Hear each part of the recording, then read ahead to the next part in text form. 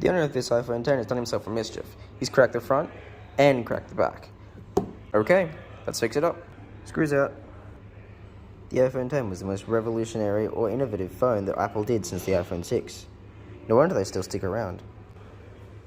Gotta remove this guy. Never forget to disconnect your battery. Unclip. Screen off. This iPhone 10 is pretty clean inside, particularly because of its age. Remove the speaker, put it on the new screen, then we can start putting things back together. Clip it all back in. Put all of our screws back. Now for the best bit. Don't forget that peel. Moment of truth. Looks good. And just like that, we're all done.